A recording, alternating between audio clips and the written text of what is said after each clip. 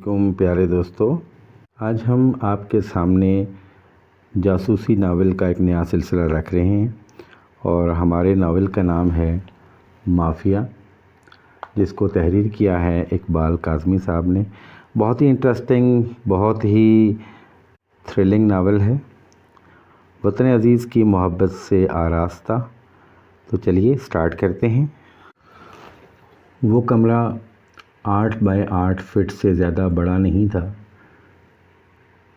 سنگلاخ دیواریں، گرد آلود فرش، سامنے لوہے کی موٹی موٹی سلاخوں والا دروازہ اور پیچھے دیوار میں تقریباً 12 فٹ اوپر 15 انچ لمبا اور 8 انچ چوڑا روشن دان۔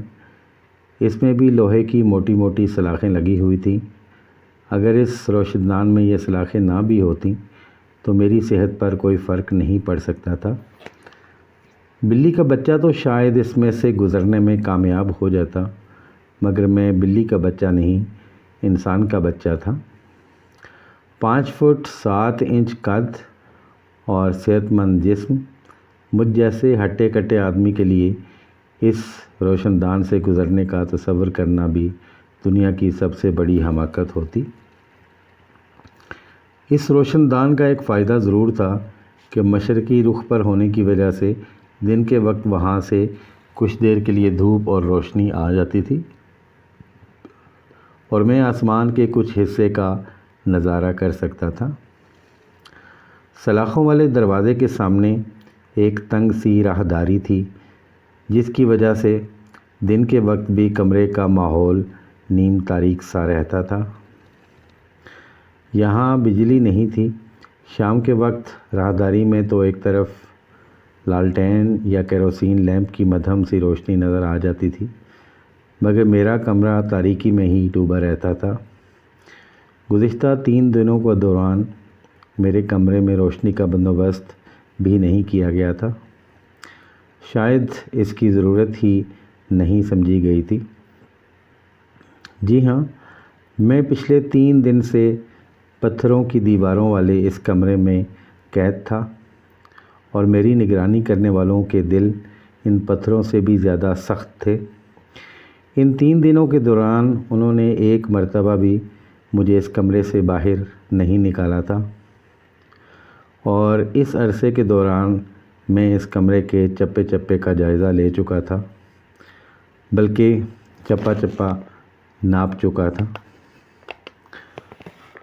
اور فرش پر بچھی ہوئی دھول میرے پیروں سے صاف ہو چکی تھی۔ ایک طرف دیواریں دھوئیں سے کالی ہو رہی تھیں۔ ان دونوں دیواروں کے سنگم پر فرش پر 3 پتھر رکھ کر چولہا سا بنایا ہوا تھا، جس میں شاید برسوں پرانے بجھے ہوئے کوئلے اور راکھ پڑی ہوئی تھی۔ ان کوئلوں اور راکھ پر بھی دھول کی تہ جمی ہوئی تھی، اور اسی سے میں نے یہ اندازہ لگایا تھا کہ یہاں آگ برسوں پہلے نہیں تو مہینوں پہلے جلائی گئی ہوگی۔ دوسرے کونے میں 3 فٹ لمبا اور اتنا ہی چوڑا سیمنٹ کا کھڑا 3 انچ اونچا چبوترا بنا ہوا تھا۔ اس کمرے کی ڈھلان دیواروں کی نکڑ کی طرف تھی۔ دیوار میں کھرے کی سطح سے ذرا نیچے 3-4 انچ گولائی کا سوراخ تھا، جس سے کھرے میں بہنے والا پانی باہر نکل جاتا تھا۔ کھرے میں ایک طرف پلاسٹک کی بغیر ہینڈل کی بڑی سی بالٹی رکھی ہوئی تھی، جس میں پانی بھرا ہوا تھا، اور پلاسٹک کا ایک گلاس کسی مردہ مچھلی کی طرح پانی کی سطح پر تیر رہا تھا۔ ان 3 دنوں کے دوران میں اپنی ہر فطری ضرورت کے لیے وہ کھرا ہی استعمال کر رہا تھا، اگرچہ میں ہر دفعہ اچھا خاصا پانی بہا دیتا تھا، لیکن بڑی ناگوار سی بو کمرے کی فضا میں گویا رچ بس گئی تھی، اور میں اس کا عادی بھی ہو گیا تھا۔ 3 دن پہلے جب مجھے ایک بند وین میں ڈال کر یہاں لایا گیا تھا تو اس وقت شام کا دھندلکا پھیل رہا تھا۔ سفر کے دوران میری آنکھوں پر پٹی بندھی رہی تھی۔ اس کے باوجود میں نے اندازہ لگا لیا کہ تقریباً 3 گھنٹوں کا یہ سفر کسی ویرانے میں طے ہوا تھا، کیونکہ اس دوران مجھے کسی اور گاڑی کے قریب سے گزرنے کی آواز سنائی نہیں دی تھی۔ میری آنکھوں کی پٹی اس وقت کھولی گئی جب وہ بند وین اپنا سفر ختم کر کے اس عمارت کے کمپاؤنڈ میں رک گئی تھی۔ آنکھوں پر سے پٹی کھل جانے کے بعد بھی میں دیر تک کچھ نہیں دیکھ سکا تھا۔ ایک لمحے کو تو میرے ذہن میں یہ خیال بھی ابھرا تھا کہ میری بینائی تو زائل نہیں ہو گئی۔ 2-3 مرتبہ آنکھیں ملنے کے بعد یہ احساس ہو سکا کہ میری آنکھوں کی روشنی تو قائم تھی، البتہ دن کی روشنی غائب ہو رہی تھی۔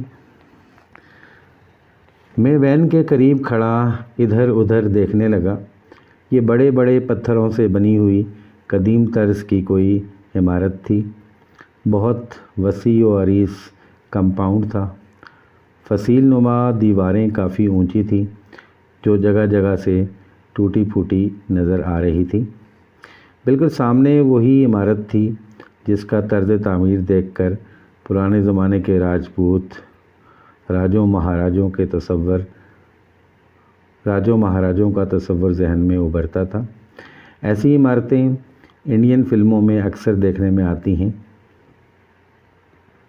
میں نے بہت سی انڈین فلمیں دیکھی ہیں، ویسے ہم پاکستانی بھی عجیب ہیں۔ ہندوستان سے تو ہماری کھلی دشمنی ہے، متعدد جنگیں ہو چکی ہیں، بھارت ہمارا ایک بازو کاٹ چکا ہے، طاقت کے بل بوتے پر کشمیر ہڑپ کرنے کے خواب دیکھ رہا ہے، سرحدوں پر کئی بار جارحیت کا مرتکب ہو چکا ہے، اپنے ایجنڈوں کے ذریعے دہشت گردی کر کے ہمارے شہروں میں بے گناہوں کی خون کی ہولی کھیل رہا ہے۔ پاکستان کی سلامتی کے خلاف بھارتی حکمرانوں کی سازش کا چکر گادی کے چرخے کی طرح چلتا رہتا ہے۔ جب کبھی صورتحال بہت زیادہ سنگین ہو جاتی ہے تو ہمارے عوام سڑکوں پر مظاہرے کرتے ہیں، جوش اور غصے میں اپنے ہی شہروں میں توڑ پھوڑ شروع کر دیتے ہیں، ٹرینوں پر حملے کرتے ہیں، سڑکوں پر بسوں اور گاڑیوں کو آگ لگا دیتے ہیں، پتھراؤ کر کے دکانوں میں توڑ پھوڑ کرتے ہیں۔ سیاستدان بھارتی حکمرانوں کے خلاف بڑے دھواں دار قسم کے بیانات جاری کرتے ہیں، بھارت کے خلاف نفرت اور غصے کا اظہار ہر طرح سے کرتے ہیں، مگر ہم فلمیں انڈیا ہی کی دیکھتے ہیں۔ سڑکوں پر بھارتی جارحیت کے خلاف نعرے لگا رہے ہوں، گھروں میں ٹی وی پر مادھوری اور ہیما کی دلوں کو گرما دینے والی فلمیں ہی چل رہی ہوتی ہیں۔ بڑے بڑے ہوٹلوں کی بات نہیں کرتا، جھونپڑا قسم کے ہوٹلوں میں بھی یا تو VCR پر انڈین فلمیں چل رہی ہوتی ہیں یا براہ راست آنے والے چینل سے دیدے سینکے جا رہے ہوتے ہیں۔ شاید میں اپنے موضوع سے ہٹ رہا ہوں، میں تو آپ کو بتا رہا تھا کہ میں نے بھی ایسے ہی جھونپڑا قسم کے ہوٹلوں میں بہت سی انڈین فلمیں دیکھی ہیں اور ایسی عمارتیں انہی فلموں میں نظر آتی ہیں، مگر یہ عمارت شاید عرصہ سے ویران پڑی تھی اور ٹوٹ پھوٹ کا شکار تھی۔ اس عمارت کو دیکھنے سے اندازہ ہوتا تھا کہ اس میں کئی کمرے ہوں گے، لیکن میں یہ بھی دیکھ رہا تھا کہ اس عمارت کے کچھ حصے حوادث زمانہ کا شکار ہو کر کھنڈروں میں تبدیل ہو چکے ہیں۔ البتہ جو حصے محفوظ تھے وہ ڈاکوؤں اور جرائم پیشہ لوگوں کے لیے استعمال کے لیے رہ گئے تھے۔ چاروں طرف پھیلی ہوئی خاموشی سے میں یہ بھی اندازہ لگا سکتا تھا کہ یہ عمارت کسی آبادی سے میلوں دور ویرانے میں تھی، جہاں عام آدمی کا گزر نہیں تھا۔ یہاں کھڑا کیا دیکھ رہا ہے چریا؟ آگے بڑھے گا یا یہیں کھڑے کھڑے زندگی گزار دے گا؟ میرے دائیں طرف کھڑے شخص نے مجھے دھکا دیتے ہوئے کہا۔ میں نے مڑ کر اس کی طرف دیکھا۔ اس کا قد 6 فٹ سے نکلتا ہوا تھا۔ نیلے رنگ کی بڑے گھیر کی شلوار، میلی سی سفید قمیص، میرون رنگ کے نیلے پھولوں والی ایک چادر لمبائی کے رخ پر اس طرح طے کی گئی تھی کہ اس کی چوڑائی ایک بالشت سے زیادہ نہیں رہ گئی تھی۔ یہ چادر کمر پر لپیٹ کر اس کے دونوں پلو بغلوں سے گزار کر سامنے لاتے ہوئے کندھے پر سے پیچھے کی طرف ڈال دیے گئے تھے۔ اس شخص کے پیروں میں براؤن جوتے تھے جو خاصے پرانے تھے۔ اس نے غالباً 3-4 روز سے شیو نہیں کیا تھا اور بڑی بڑی گپھے دار مونچھوں اور آنکھوں میں سرخی تھی۔ بڑی بڑی گپھے دار مونچھیں اور آنکھوں میں سرخی تھی، جیسے کئی روز کا جاگا ہوا ہو یا کسی نشے کا عادی ہو۔ سر کے بے تحاشا بڑے ہوئے بال گردن پر پھیلے ہوئے تھے اور سر پر مخصوص طرز کی بنی ہوئی سرخ ٹوپی تھی جس میں لاتعداد چھوٹے چھوٹے آئینے لگے ہوئے تھے۔ اس کے لباس اور انداز گفتگو سے مجھے اندازہ لگانے میں دشواری پیش نہیں آئی کہ اس کا تعلق پاکستان کے کس خطے سے ہو سکتا ہے۔ اس کے دوسرے ساتھی کا حلیہ بھی اس سے مختلف نہیں تھا۔ یہی دونوں اس وین میں مجھے اپنے ساتھ لے کر آئے تھے۔ ان میں سے ایک کے ہاتھ میں ریوالور تھا اور دوسرے کے ہاتھ میں کلاشنکوف۔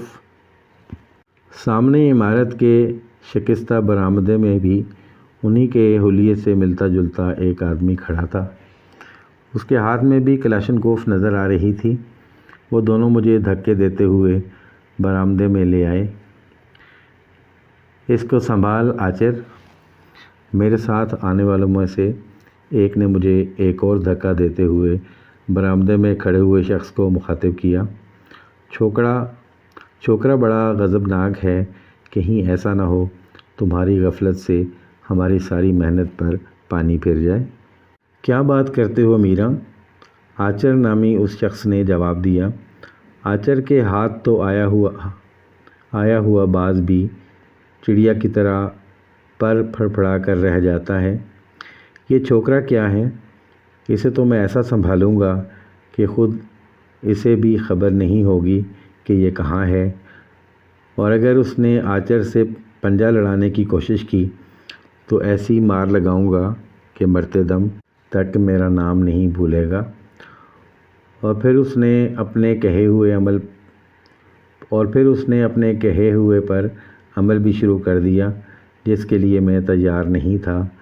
تیار ہوتا بھی تو بھلا اس کا کیا بگاڑ لیتا؟ میں ان کا قیدی تھا۔ وہ رائفلیں اور ریوالور لیے کھڑے تھے۔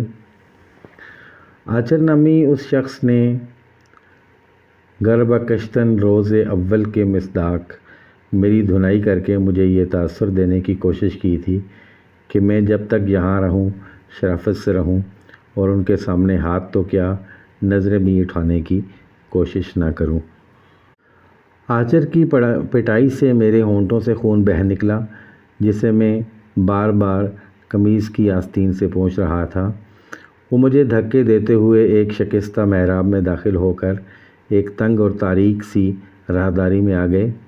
ایک کمرے کے سامنے سے گزرتے ہوئے میں نے کھلے ہوئے دروازے سے اندر جھانک لیا تھا۔ کمرے میں کسی جگہ کیروسین لیمپ کی لائٹ جل رہی تھی۔ فرش پر 2 بستر لگے ہوئے تھے۔ کچھ اور چیزیں بھی نظر آئی تھیں۔ اس سے آگے والے 2 کمروں کی دیواریں ٹوٹی ہوئی تھیں، البتہ ان کے بعد کا کمرہ ٹھیک تھا۔ اس کا دروازہ لوہے کی موٹی موٹی سلاخوں کا تھا۔ کنڈا بھی تقریباً 2 انچ موٹا تھا جو دیوار میں گھسا ہوا تھا۔ اس دیوار میں ایک تاقچہ سا بنا ہوا تھا جہاں اس کنڈے کو بڑا سا تالا لگا ہوا تھا۔ میرا نامی شخص نے کلاشنکوف کی نال میری پشت سے لگا رکھی تھی۔ آچر نے قمیض کی جیب سے ایک کی رنگ نکالا اور اس میں صرف 2 چابیاں تھیں۔ ایک تو عام سے سائز کی چابی تھی اور دوسری نسبتاً بڑی۔ اس نے بڑی چابی سے تاقچے کا لگا ہوا تالا کھولا اور وزنی کنڈا کھینچ لیا۔ آہنی کنڈے کی آواز سناٹے میں دور تک پھیل گئی۔ دروازہ کھول کر آچر نے اس زور سے میرے کولہوں پر لات رسید کی تھی کہ میرے منہ سے بے اختیار ہلکی سی چیخ نکل گئی اور میں لڑکھڑاتا ہوا منہ کے بل گرا۔ اگر میں فوراً ہی اپنے دونوں ہاتھ آگے نہ کر لیتا تو چہرہ فرش سے ٹکراتا اور ایک آدھ دانت ضرور اپنی جگہ چھوڑ دیتا۔ آچر نامی اس شخص نے بلا وجہ میری پٹائی کر کے اپنے لیے میرے دل میں نفرت پیدا کر دی تھی، اور میں جانتا تھا کہ مجھے اس سے پنجہ لڑانے کا موقع ضرور ملے گا۔ جب کسی کے لیے دل میں نفرت اور کدورت ہو تو اس سے دو دو ہاتھ کرنے میں مزہ بھی آتا ہے۔ بلا وجہ کسی پر ہاتھ اٹھانا بے مزہ سی بات ہے۔ دھڑ سے آہنی دروازہ بند ہوا، پھر وزنی کنڈے کے ہلنے اور تالا لگنے کی آواز سنائی دی۔ اس کے ساتھ ہی آرچر کی آواز بھی میری سماعت سے ٹکرائی تھی۔ اس وقت تو آرام سے سو جا چھوکرے، سویرے تم سے کچہری کر لیں گے۔ آرام سے سو جانے کی بات تو اس نے ایسے کہی تھی جیسے میں اس کا VIP مہمان تھا اور بڑے احترام اور آرام سے خوابگاہ میں پہنچا دیا گیا تھا، جہاں نرم اور مخملی بستر میرا منتظر ہو، اور میرا بستر گرد آلود اور ناہموار فرش تھا۔ کمرے میں گہری تاریکی تھی۔ میں اٹھ کر بیٹھ گیا، چند لمحے حواس مجتمع کرنے کی کوشش کرتا رہا، پھر ہاتھ پھیلا کر اپنے اطراف میں ٹٹولنے لگا۔ فرش کی اینٹیں جگہ جگہ سے ٹوٹی اور اکھڑی ہوئی تھیں اور گرد کی خاصی دبیز تہہ تھی۔ میں اندھوں کی طرح ٹٹولتا ہوا دیوار کے قریب پہنچ گیا۔ پہلے میں نے سوچا کہ اٹھ کر ٹٹولتے ہوئے پورے کمرے کا جائزہ لوں، پھر یہ ارادہ ملتوی کر دیا۔ کمرے میں گھور اندھیرا تھا۔ ہاتھ کو ہاتھ سجائی نہ دینے والی کہاوت یہاں بالکل صادق آتی تھی۔ اس کمرے کی صورتحال پتہ نہیں کیا ہو، اندھیرے میں چلتے ہوئے کوئی حادثہ بھی پیش آ سکتا تھا۔ میں دیوار کے ساتھ ٹیک لگا کر بیٹھ گیا، ٹانگیں آگے کو پھیلا لیں اور ہونٹ ٹٹولنے لگا۔ خون رسنا اگرچہ بند ہو گیا تھا، لیکن تکلیف بدستور تھی۔ میں اس وقت کچھ سوچنے کی پوزیشن میں نہیں تھا۔ کمبخت آچر نے میری پٹائی میں بڑی بے رحمی سے کام لیا تھا۔ ایک دو مکے سر پر بھی لگے تھے، جس سے دماغ میں دھماکے ہو رہے تھے۔ اس وقت مجھے اس تاریک کمرے کے بارے میں کچھ معلوم نہیں تھا، لیکن میرے خیال میں اس کی پچھلی دیوار میں کوئی روشن دان بھی تھا جہاں سے ہوا آ رہی تھی۔ اگر دروازہ لکڑی کا ہوتا تو بند کمرے میں گھٹن ہوتی، مگر کراس وینٹیلیشن کی وجہ سے گھٹن تو نہیں تھی، البتہ گرمی کا احساس ہو رہا تھا۔ میری قمیض پسینے میں تر ہونے لگی تھی۔ اگر بات صرف گرمی کی ہوتی تو قابل برداشت تھی، مگر اس اندھیرے میں تو مجھ پر ایک قیامت ٹوٹ پڑی تھی۔ مچھر جو بے دردی سے میرا خون چوس رہے تھے، مچھروں کو مارنے کے چکر میں نے تھپڑ مار مار کر اپنی گردن بھی سجا لی تھی۔ ہاتھوں کی پشت کا بھی یہی حال تھا اور چہرے کا بھی۔ جسم سے چپکی ہوئی قمیض بھی ان کم بختوں کے راستے کی رکاوٹ نہیں بن سکی تھی۔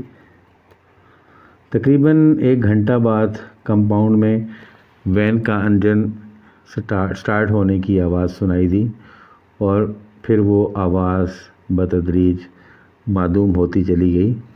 مجھے ساتھ لانے والے یا تو دونوں واپس چلے گئے تھے یا ان میں سے کوئی ایک رہ گیا تھا، اور تھوڑی دیر بعد راہداری کی طرف سے باتوں کی آواز سنائی دی تو اندازہ ہو گیا کہ ایک آدمی آچر کے پاس رہ گیا تھا اور دوسرا واپس چلا گیا تھا، لیکن ان کے 1 یا 2 ہونے سے فی الحال مجھ پر کوئی فرق پڑنے والا نہیں تھا۔ وہ دونوں شاید اپنے کمرے میں چلے گئے تھے۔ کوئی آواز سنائی نہیں دے رہی تھی، سناٹا تھا، روح کی گہرائیوں میں اتر جانے والا سناٹا۔ لیکن شاید میں غلط کہہ گیا۔ مچھروں کی للکار بدستور میرے کانوں میں گونج رہی تھی، اور ان سے بچنے کی کوشش میں اپنے آپ کو تمانچے مار رہا تھا۔ وقت کی رفتار جیسے تھم گئی تھی، لمحے صدیاں بن کر بیت رہے تھے۔ میں دعائیں مانگتا رہا کہ جلد سے جلد رات بیت جائے، لیکن نظام قدرت کسی کی خواہشات کا تابع نہیں ہوتا۔ وقت کا پہیہ تو اپنی رفتار سے چلتا ہے، اس میں کوئی فرق نہیں آتا۔ کسی سیانے نے ٹھیک کہا ہے کہ نیند تو پھانسی کے تختے پر بھی آ جاتی ہے، اور میں تو اس وقت نہ تو پھانسی کے تختے پر تھا اور نہ ہی میرے گلے میں پھندا۔ نیند نے آخر کار مجھے دبوچ ہی لیا اور میں دیوار کے قریب ہی گرد آلود فرش پر دراز ہو گیا۔ میری آنکھیں خود بخود بند ہوتی چلی گئیں۔ آنکھوں پر چمک پڑتے ہی میں ہڑبڑا کر اٹھ گیا۔ میرا خیال تھا کہ کسی نے میرے چہرے پر ٹارچ کی تیز روشنی ڈالی ہے، مگر وہ ٹارچ کی روشنی نہیں، دھوپ کی کرنیں تھیں جو اس کمرے کی عقبی دیوار کے روشن دان سے براہ راست میرے چہرے پر پڑ رہی تھی۔ میں اٹھ کر بیٹھ گیا اور ایک زوردار قسم کی انگڑائی لی اور کمرے کا جائزہ لینے لگا۔ کمرے کے بارے میں آپ کو پہلے بتا چکا ہوں، لیکن اس وقت یہاں پانی کی بالٹی نہیں تھی، وہ بعد میں آئی تھی۔ میں 2-4 منٹ اپنی جگہ پر بیٹھا رہا، پھر دروازے کے قریب آ گیا، دونوں ہاتھوں سے سلاخوں کو پکڑ کر ہلانے جلانے کی کوشش کی۔ خاصا مضبوط دروازہ تھا۔ میرا خیال تھا کہ یہ کمرہ عمارت کی تعمیر کے وقت ہی سے بندی خانے کے طور پر استعمال ہوتا رہا تھا۔ میں نے سلاخوں سے منہ لگا کر راہداری میں جھانکنے کی کوشش کی، مگر زیادہ دور تک نہیں دیکھ سکا۔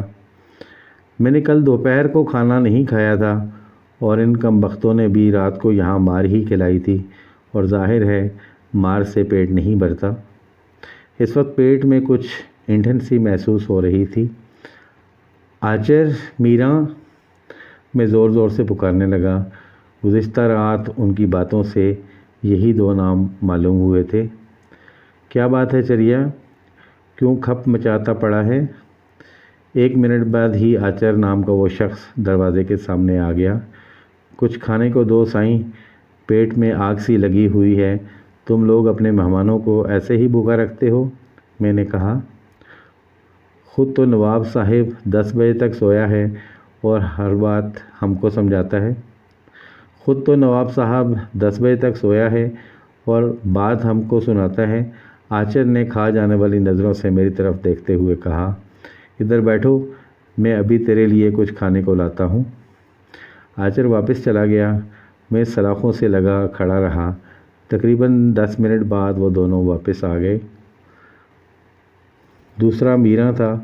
اس مرتبہ آچر کے کندھے پر رائفل نظر آ رہی تھی، جبکہ میراں نے پانی سے بھری بالٹی اٹھا رکھی تھی۔ آچر نے رائفل میراں کے حوالے کر دی، جس نے رائفل ہی سے مجھے پیچھے ہٹنے کا اشارہ کیا۔ میں روشن دان والی دیوار سے لگ کر کھڑا ہو گیا۔ آچر نے دروازہ کھول کر رائفل خود سنبھال لی اور میراں کو اشارہ کیا۔ وہ پانی سے بھری ہوئی بالٹی اٹھا کر کمرے میں آ گیا۔ اس کی نظریں میری طرف تھیں اور آچر نے بھی مجھے رائفل کی زد پر لے رکھا تھا۔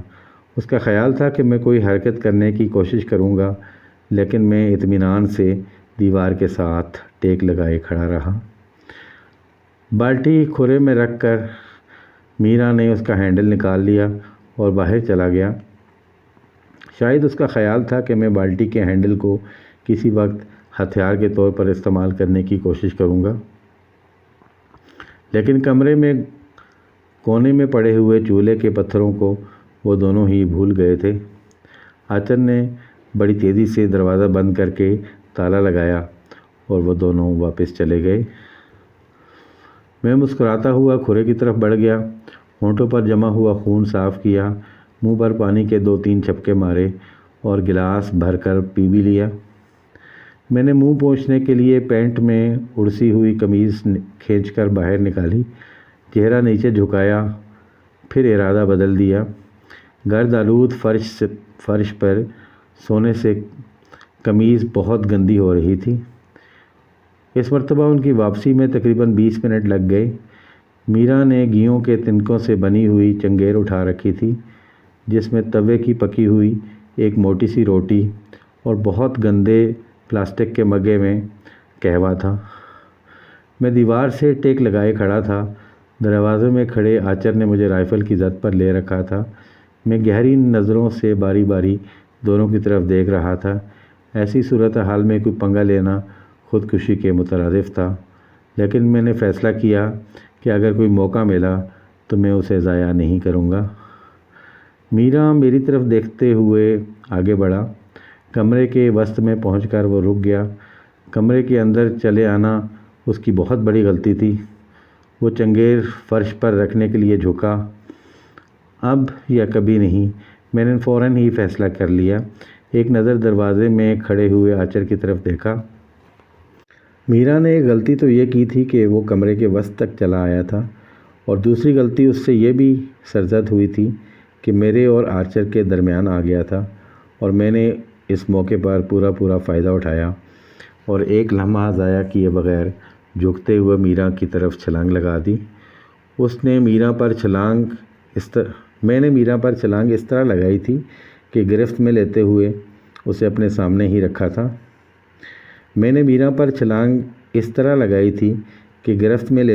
اسے اپنے سامنے ہی رکھا تھا۔ چنگیر اس کے ہاتھ سے چھوٹ کر گر گئی۔ قہوے کا مگا الٹ گیا، مگر میرا میری آہنی گرفت میں آ چکا تھا۔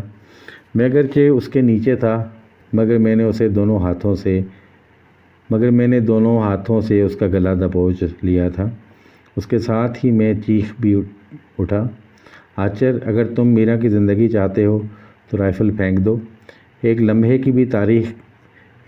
کی بھی تاخیر کی تو میں اس کا گلا گھونٹ دوں گا۔ تیری تو… آچر کے منہ سے غلیظ گالیوں کا گٹر ابل پڑا۔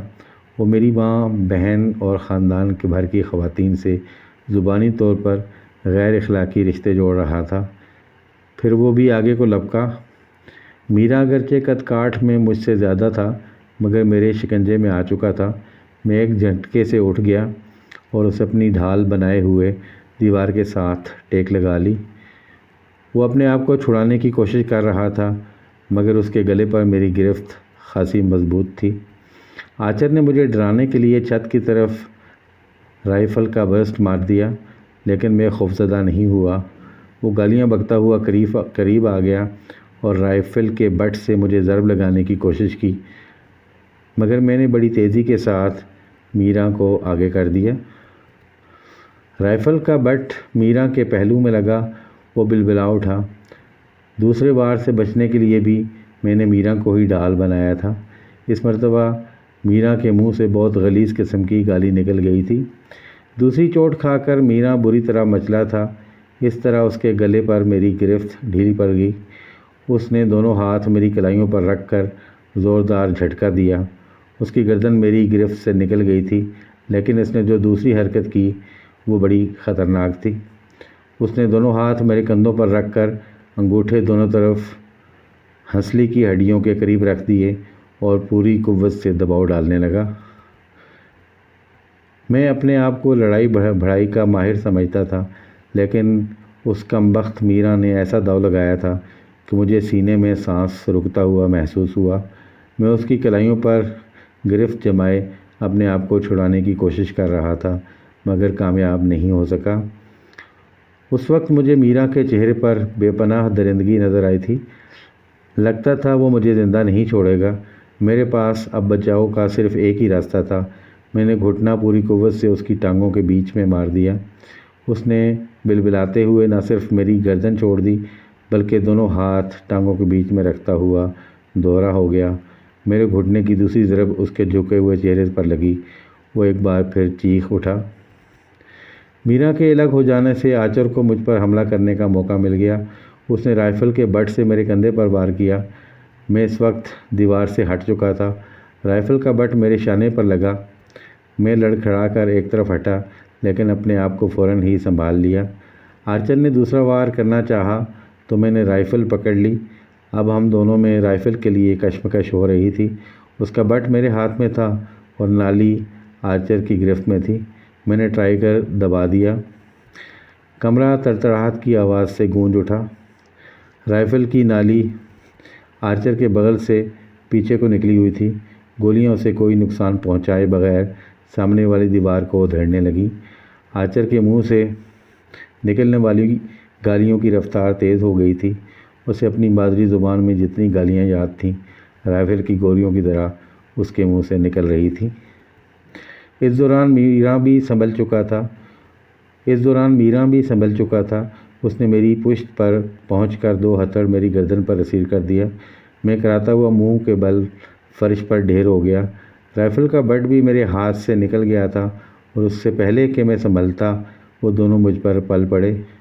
گھونسے اور ٹھوکریں میرے جسم کے ہر حصے کی مزاج پرسی کرنے لگیں۔ وہ دونوں گینڈوں کی طرح طاقتور تھے۔ ان کے گھونسوں اور ٹھوکروں میں بڑی جان تھی۔ مجھے ادموا کر کے چھوڑ دیا اور دونوں تیزی سے کمرے سے باہر نکل گئے۔ آچر نے بڑی پھرتی سے دروازہ بند کر دیا اور تالا لگا دیا۔ اس کے منہ سے اب بھی گندی گالیوں کا طوفان امڑ رہا تھا۔ آنکھوں میں سرخی کچھ اور بڑھ گئی تھی، لیکن ایک بات میں نے خاص طور پر نوٹ کی تھی کہ وہ دونوں بری طرح ہانپنے لگے تھے۔ اگر لڑائی چند منٹ اور جاری رہتی تو میں ان دونوں کو ڈھیر کر دیتا۔